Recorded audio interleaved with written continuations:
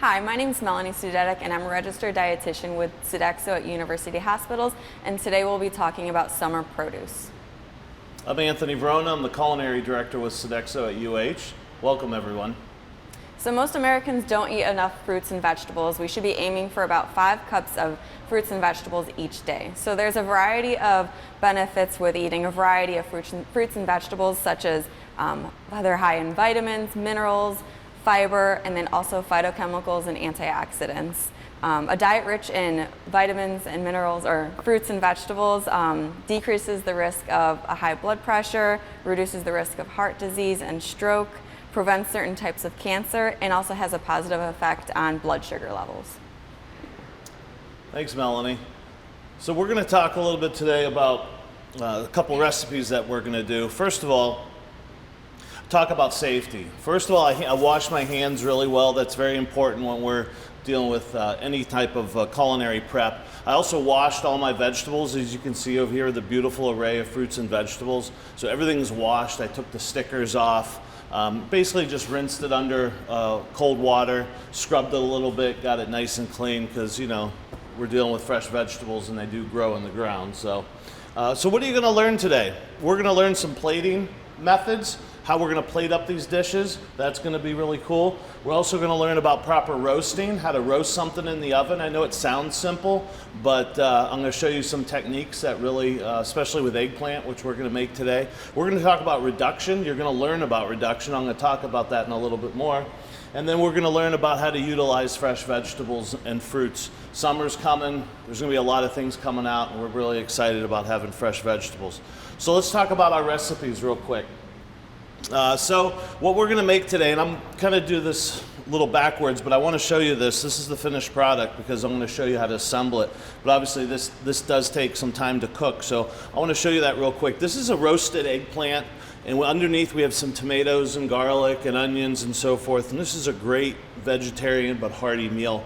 And I want you to see the color that I got on the eggplant, and we're going to talk about that in a little bit. So what does roasting mean? Roasting means to roast in radiant heat. So typically an oven has either a convection oven or a conventional oven. Most people at home have conventional ovens which don't have a fan. At Dave's here today we have a convectional oven, which means a convection heat. There's a fan in the back, and that really aids in the roasting. Okay, we're also going to learn about reduction.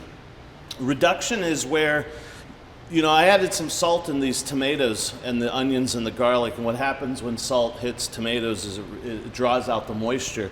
And this is a good thing because once I put the tomatoes on the down, they were kind of down underneath on the pan. They were kind of soupy, which is good, but now you can see there's hardly any liquid in there at all.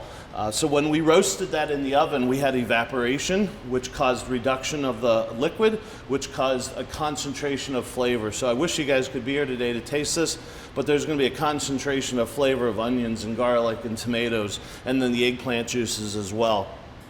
So as we're talking about that, I'm going to do something real quick because I'm going to finish this off in the oven, and then I'm going to show you how to assemble the dish because, you know, you see the finished product, but how do we get there? That's important. So let me put some gloves on. I'm going to finish this off real quick. I got some other ingredients here, but fresh mozzarella. This is in the recipe. And we're going to go over this a little bit more, but like I said, I want this to get in the oven to brown up. So I've got some fresh mozzarella that I'm going to place on these eggplants. And bear with me if I pause for a little bit because we're really cooking here today. So fresh mozzarella, what is fresh mozzarella? So it's basically just milk that has a little bit of acid in it, and you know, they cook it for you know, about 180 degrees, and it turns into curds, and then they form it into a ball. That's really all it is. Maybe one day we can do a fresh cheese recipe. Very easy. I know making cheese, wow, that sounds complicated, but it's really not. So I'm going to top this with a little bit of mozzarella cheese. And then we're going to get into how I got this beautiful color on this. And then a little bit of Parmesan cheese, right on each. Now I'm going to pop this in a nice hot oven, about 375, 400 degrees. We're going to brown that up, and then we're going to talk about how I got that. Okay. So what did I do? I did a little cheat, but pretty simple. I chopped up some tomatoes, some Roma tomatoes. I like Romas because they're meatier. I chopped up some white onion. I chopped up some garlic. Today the recipe asked for fresh basil, but at Dave's today, unfortunately, the basil didn't look that great. So I chose oregano. You know, a recipe is kind of just a basis for what you need. You don't absolutely have to have everything that's in there. It's not a cake, right? If you mess up on a cake and you add 5 tablespoons of baking powder, then it's going to be kind of messed up. But in this case, you know, fresh basil, fresh oregano, not that big a deal. A little bit of olive oil and some salt and pepper. And I put this in the bottom of a pan. Obviously, this is a smaller version of what I did earlier. Now, the eggplant.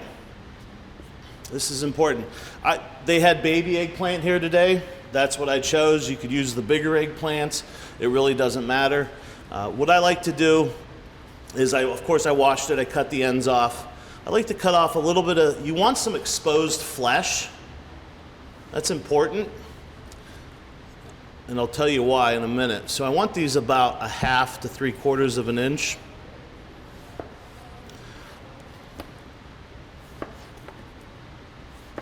Okay.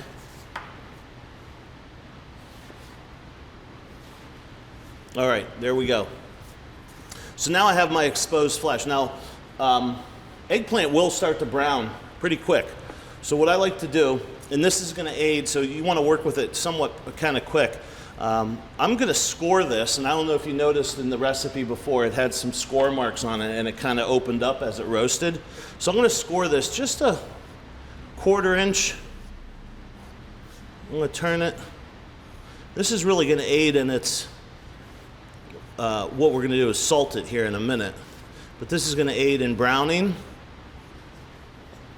and the moisture content. The moisture content in eggplant is a lot. I don't know the percentage, but there's a lot of it in there. And if you ever worked with eggplant before, you either love it or hate it.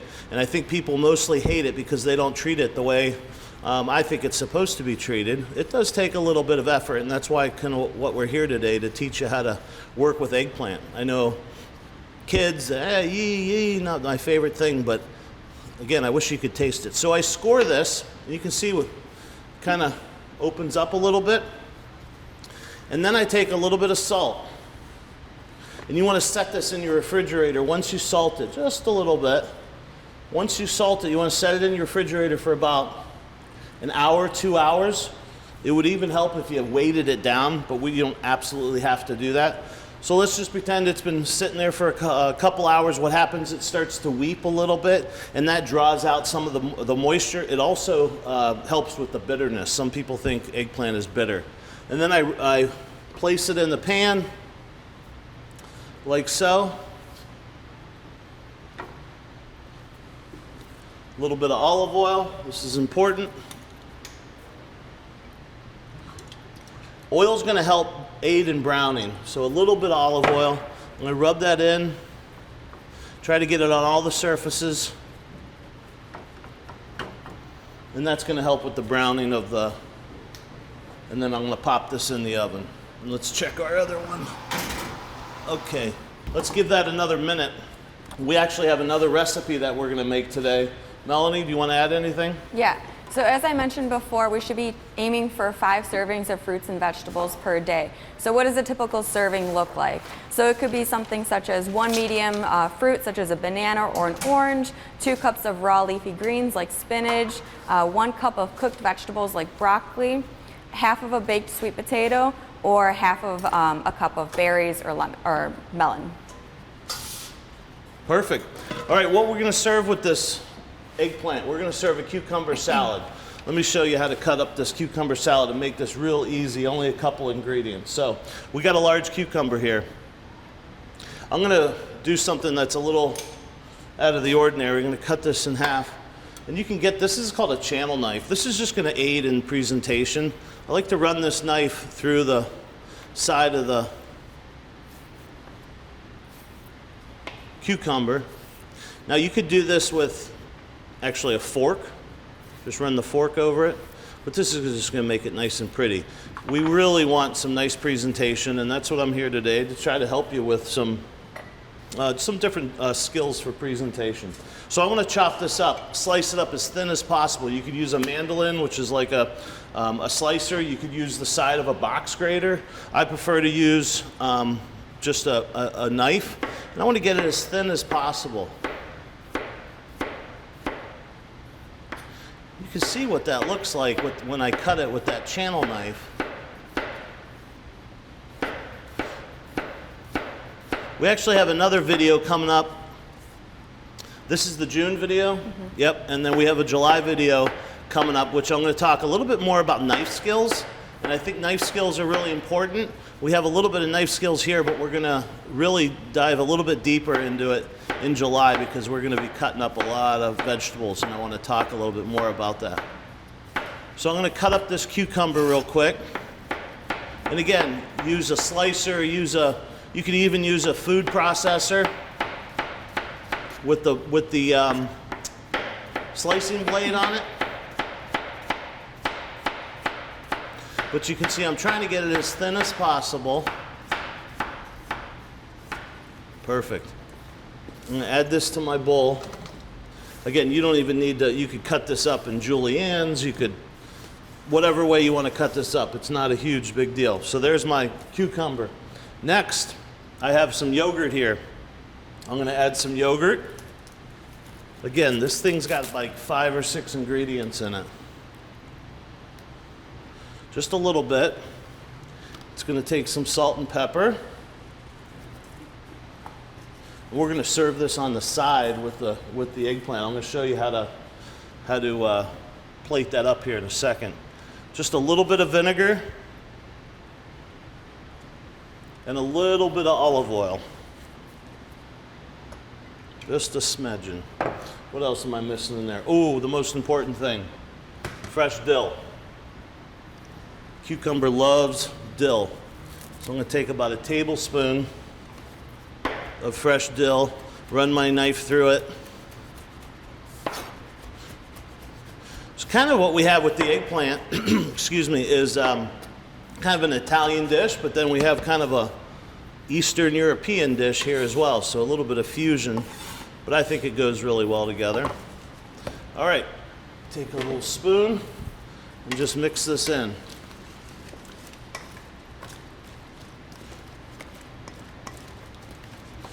Now what's really nice is you want to let this sit just a little bit. Don't let it sit too long.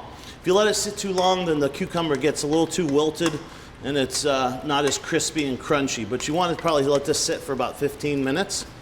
Anything over that, 3 hours, overnight would be too much. It's just going to turn to really limp. Okay, perfect.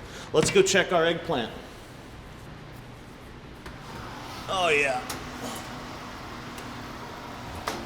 Okay, perfect. Look at that. All right, so what we're going to do is plate this up real quick. Melanie, while I'm plating this up, is there anything else you want to add? Yeah, so we've used two good sources of summer produce, so eggplants, which provide vitamin C, manganese, folate, potassium, and fiber, and they're also high in antioxidants. So other ways that you can prepare eggplant, you can bake it, roast it, grill it, saute it. You can make baba ganoush as a dip. You can also put roasted eggplant slices on a salad, or also you can use it in a stew or a soup. And then also with our cucumbers, they're high in vitamin K, vitamin C, potassium, magnesium, fiber. And you could also use that in salads, sandwiches, on top of a bagel with cream cheese, or even sliced cucumber for a dip like the baba ganoush or hummus. I want to show you something over here. This, I don't know if you can see that, but there's a lot of caramelization on the sides. We really want to grab that up. That's a lot of flavor. You can see there's not a lot of liquid in here.